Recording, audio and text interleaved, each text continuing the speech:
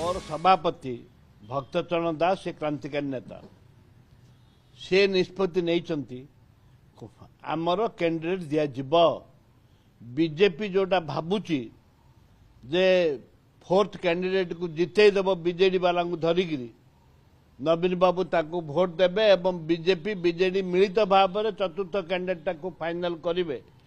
ताकू कस्पिन काले हो पारिबो नाही कस्पिन काले हो पारिबो नाही बीजेपी रो जो चिंताधारा सक्सेस हो पारिबोनी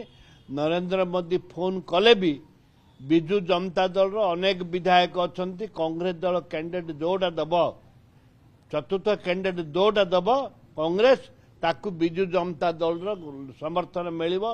से आशा रखिचु एवं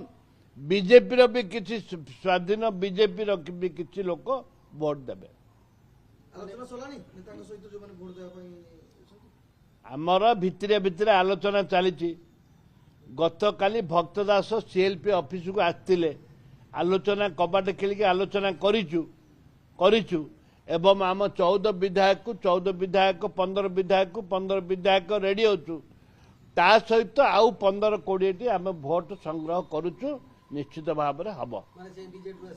बीजेडी रो आसीबो बीजेडी आसब बीजेडी रो किछि बीजेपी रो किछि भोट आसब बीजेपी रो आसब कांग्रेस जो विधायक रहिबे तो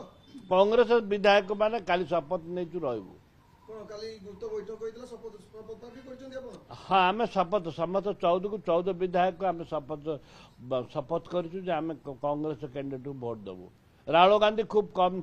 दिन भीतर आमको डाकिबे आलोचना भी करेंगे राज्यसभा निर्वाचन को राहुल गांधी आपण सहित आलोचना करिवे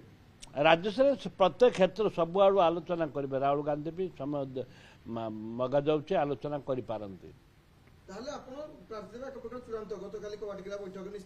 आम निश्चित भाव में प्रार्थी देबू आउ जितेबू खाली राज्यसभा में कैंडिडेट उपर आलोचना होती आम सभापति छाड़ देचु